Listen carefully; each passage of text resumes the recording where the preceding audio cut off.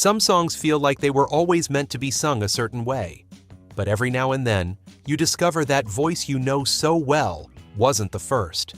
The 1970s gave us incredible music, and it also gave us something else: artists who heard a song and transformed it completely. These are 10 covers from the 1970s that became more popular than their originals. Number 10. Black Magic Woman by Santana.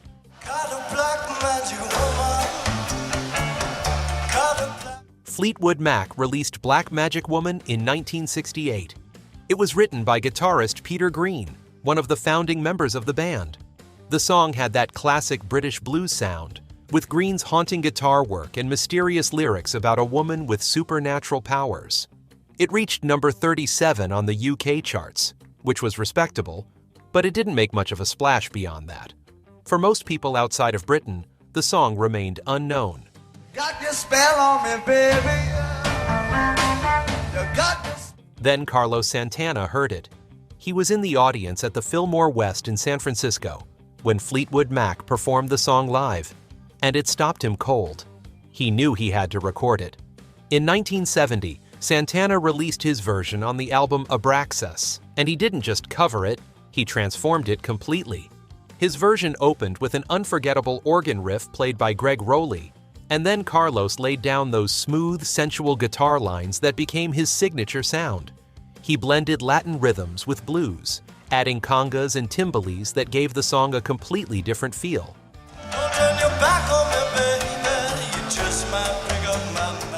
But Santana did something else clever too.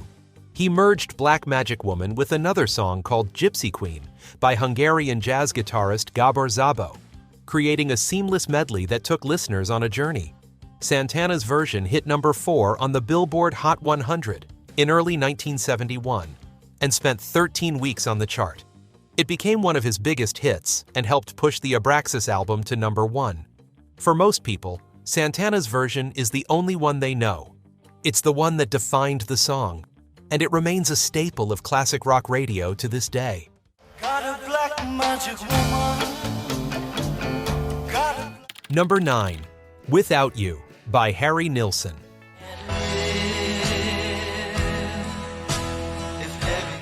In 1970, the British rock band Badfinger released a song called Without You on their album No Dice.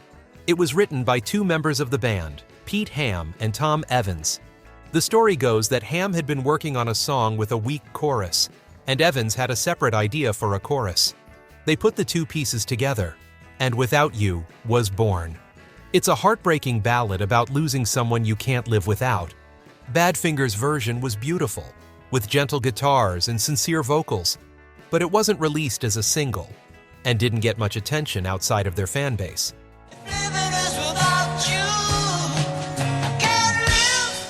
Harry Nilsson heard the song at a party in 1971 and thought it was a Beatles song. When he found out it wasn't, he decided he wanted to cover it. Nilsson was already known as a talented singer and songwriter, but this was different.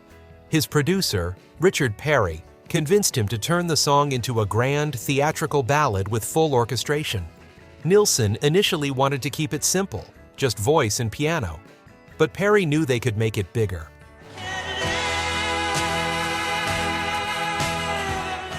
The result was stunning.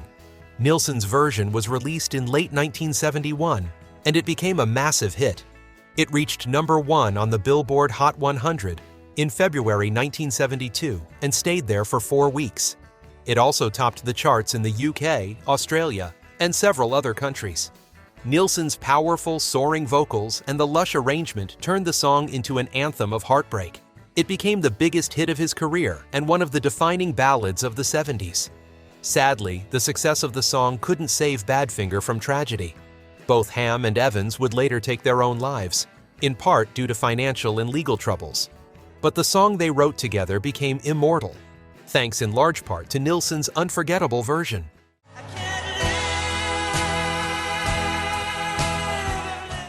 Number 8. I Shot the Sheriff by Eric Clapton.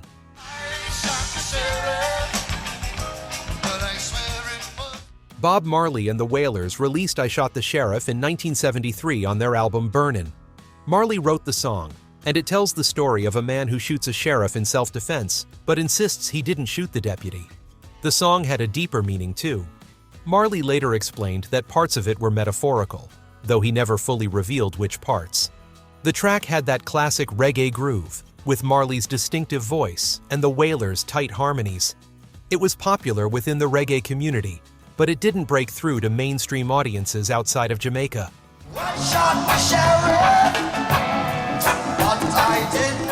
Then Eric Clapton heard it.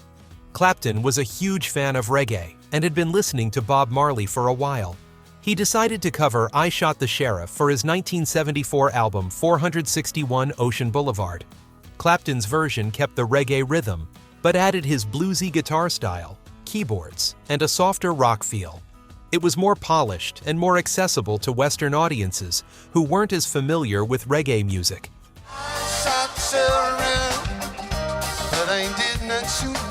Clapton's version became a smash hit. It reached #1 on the Billboard Hot 100 in September 1974 and became Clapton's only #1 single in the United States. The song introduced millions of people to Bob Marley's music and helped bring reggae into the mainstream. However, there was some tension around the success. In Jamaica, radio stations were playing Clapton's version more than Marley's original, which upset Marley. He reportedly confronted local DJs about it, frustrated that his own song was being overshadowed in his home country. Despite that, Clapton's cover undeniably helped launch Marley's international career, and the two eventually met and got along well. Clapton always spoke highly of Marley, calling him completely unique and praising his message. Both versions are great, but Clapton's is the one that brought the song to the world.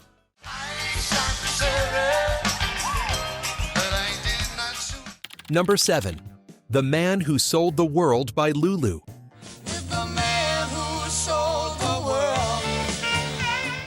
David Bowie released The Man Who Sold the World in 1970 as the title track of his third album.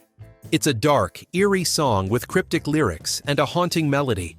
At the time, Bowie was still finding his sound, and the album didn't get much attention. The song wasn't even released as a single in most countries. It was an album track that only hardcore Bowie fans knew about.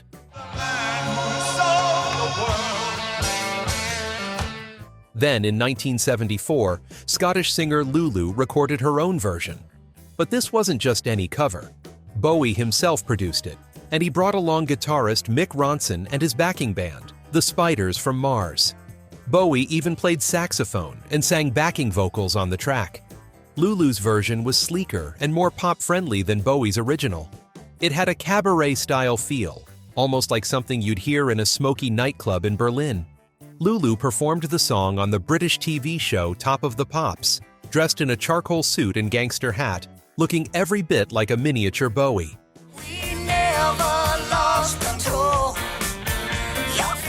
Her version became a huge hit in the UK, reaching #3 on the singles chart. It charted higher than almost any of Bowie's singles from the 70s. For a few years, Lulu's version was the one people knew. It brought the song into the mainstream and proved that Bowie's songwriting could work in different styles. Of course, the song would get even more attention decades later when Nirvana covered it in 1993. But that's another story. In the 70s, it was Lulu who made The Man Who Sold the World famous. With the man who sold the world. Number 6. Proud Mary by Ike and Tina Turner. And we're rolling. Creedence Clearwater Revival released Proud Mary in January 1969. Written by John Fogerty, it's a swampy, laid-back rock tune about leaving the working life behind and finding freedom on a riverboat rolling down the river. The song went to #2 on the Billboard Hot 100 and became one of CCR's biggest hits. It was already a classic. Fogerty wrote it after being discharged from the Army Reserve, and the song captured a feeling of liberation that resonated with people.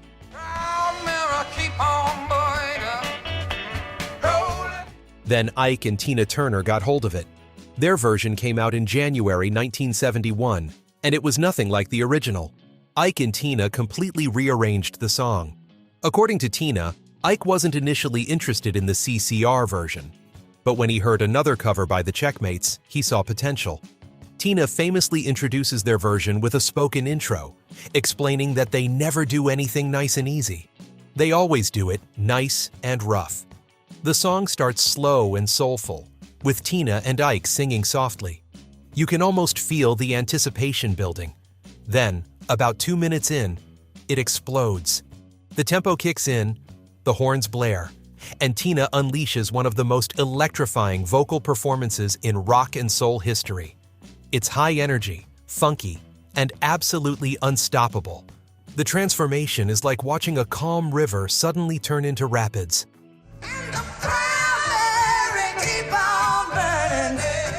Their version reached number 4 on the Billboard Hot 100 and number 5 on the R&B chart. It became one of their most famous songs, and it won them a Grammy Award for Best R&B Vocal Performance by a Group in 1972. They performed it everywhere, from The Ed Sullivan Show to Soul Train. Even after Ike and Tina split, she continued to perform Proud Mary throughout her solo career. It remained a signature song for Tina Turner until the end of her performing days.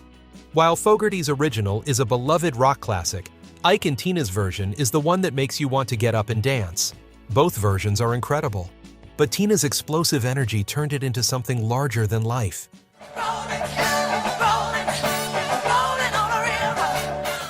Number 5. How Can You Mend a Broken Heart by Al Green.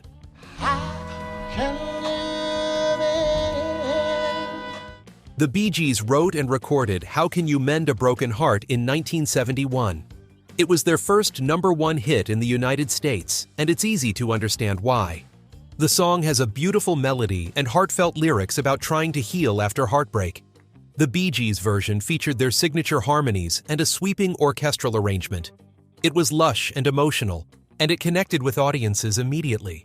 The song spent 4 weeks at number 1 and became one of their defining hits.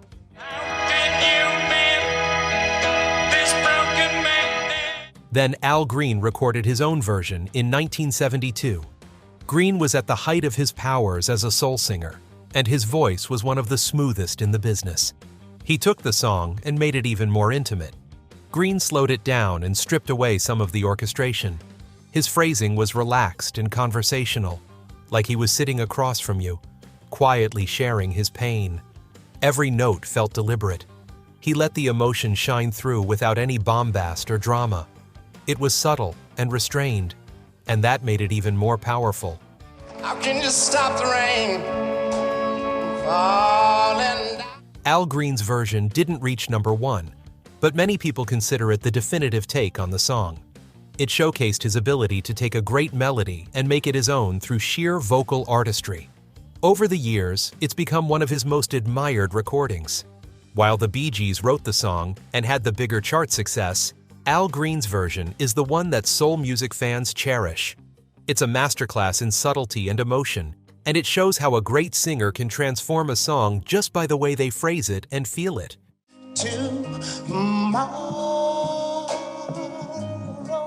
Number 4. Killing Me, Softly with His Song by Roberta Flack.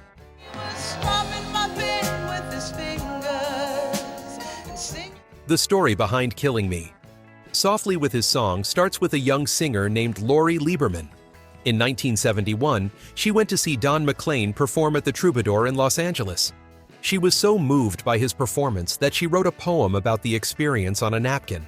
Her songwriters, Norman Gimbel and Charles Fox, turned that poem into a song. Lieberman recorded it in 1972, and it appeared on her debut album. It was a gentle, folk-inspired track with acoustic guitar and a soft vocal delivery. Unfortunately, it didn't chart and remained largely unknown.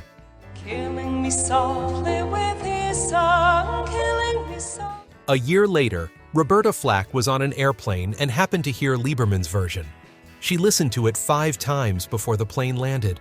Flack saw something powerful in the song and decided to record her own version. She transformed it completely. She started with the chorus instead of the verse, added a stronger backbeat, and brought in her jazz and soul sensibilities. She also changed the ending to a major chord and reworked the chord structure. The result was stunning.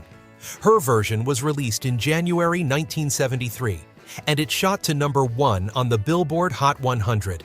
It stayed there for 5 weeks and became one of the biggest hits of the year. The song was everywhere.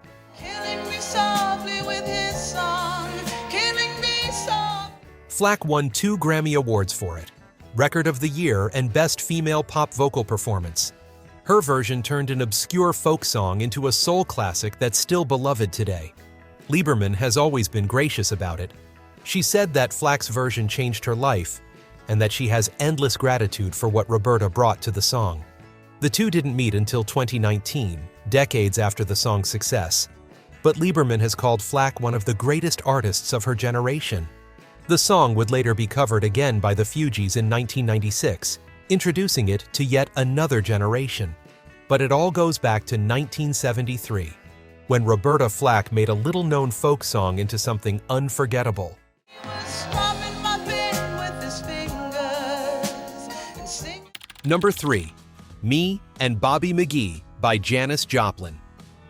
Good enough for me and my Bobby McGee. Me and Bobby McGee was written by Chris Christopherson and Fred Foster. The first person to record it was Roger Miller in 1969. Miller's version is charming and country-flavored, with his signature quirky delivery. It tells the story of 2 drifters traveling together, finding freedom on the road. Miller's take is sweet and laid back, and it fits his style perfectly. The song had already been recorded by a few other artists before Joplin got her hands on it, but none of those versions made much of an impact. Good enough for me and Bobby McGee. Janis Joplin heard the song and decided to record her own version. She put her unmistakable stamp on it. Joplin's raspy, soulful voice brought a completely different energy to the song. She made it feel raw and real, like she'd lived every word. Her version was more rock than country, with a loose, folksy vibe that matched her free-spirited personality. There's a joyfulness in her delivery, but also a hint of melancholy. She makes you feel the freedom and the loneliness of life on the road. You can hear the pain and the beauty all mixed together. Every line sounds lived in and honest.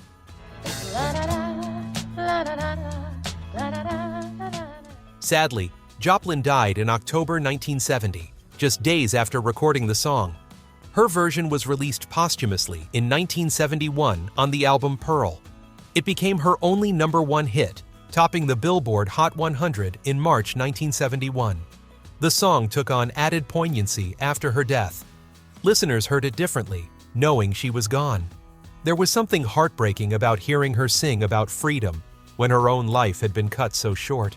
The song was inducted into the Grammy Hall of Fame in 1999. While Christopherson wrote it and Miller recorded it first, the song belongs to Janis Joplin. Her version is the one that became a classic, and it remains one of the most beloved songs of the early 70s. It's a fitting legacy for an artist who lived and sang with complete honesty. Good enough for me and my Bobby McGee. Number 2.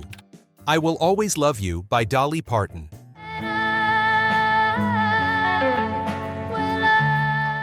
Most people know this song from Whitney Houston's Powerhouse version in 1992, featured in The Bodyguard. But the song was written and originally recorded by Dolly Parton in 1973 and released as a single in 1974. Parton wrote it as a goodbye to her longtime television and duet partner, Porter Wagoner.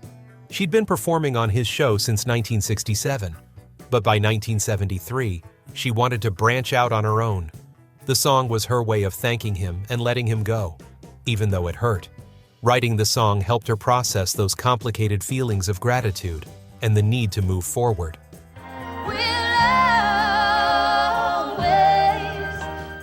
Parton's original version is tender and heartfelt.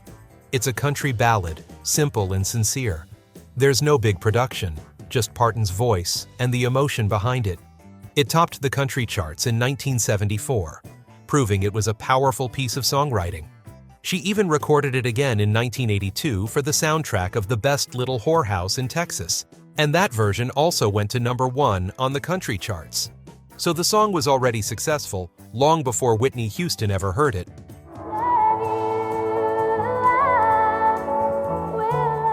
There's a poignant footnote to the story that happened in the 70s. Elvis Presley wanted to record the song back then. Parton was honored, but his team wanted half the publishing rights, She turned them down, even though it broke her heart to say no to Elvis. Years later, Priscilla Presley told Parton that Elvis sang her song to her when they divorced. That touched Parton deeply. The song has lived many lives since then, but it all started in 1973, with Dolly's heartfelt farewell to a partner who had helped make her a star.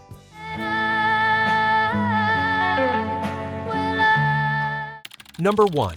I Fought the Law by The Clash.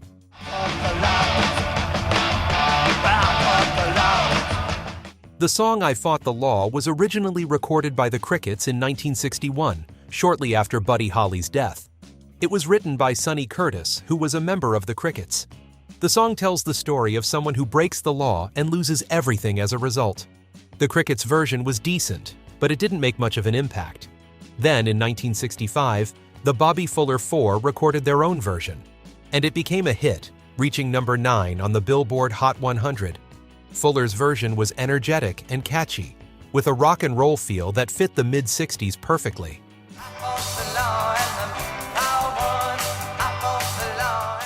But in 1979, The Clash took the song and turned it into something completely different. By then, punk rock had exploded, and The Clash were one of its leading bands. They heard I Fought the Law on a jukebox and decided to record it. Their version was faster, harder, and angrier than anything that had come before. Joe Strummer's snarling vocals and the band's raw, aggressive sound turned the song into a punk anthem. It wasn't just about breaking the law anymore. It became a statement about rebellion, about standing up to authority, about refusing to back down even when the system is stacked against you.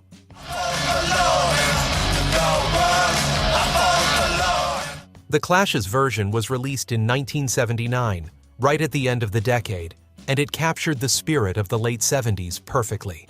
Young people were frustrated with the establishment, with the government, with the way things were going.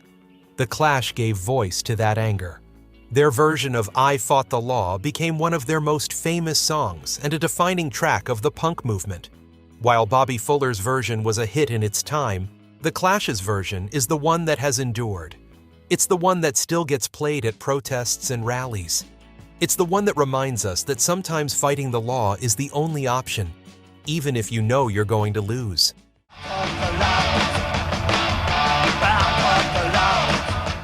The 1970s gave us some of the greatest music ever made, and these covers show just how powerful a great interpreter can be. Whether it's Santana turning a British blues tune into a Latin rock masterpiece, or Roberta Flack transforming a folk song into a soul classic, these artists didn't just copy what came before. They reimagined it. They brought their own voices, their own energy, and their own vision to songs that were already great. And in doing so, they made them unforgettable.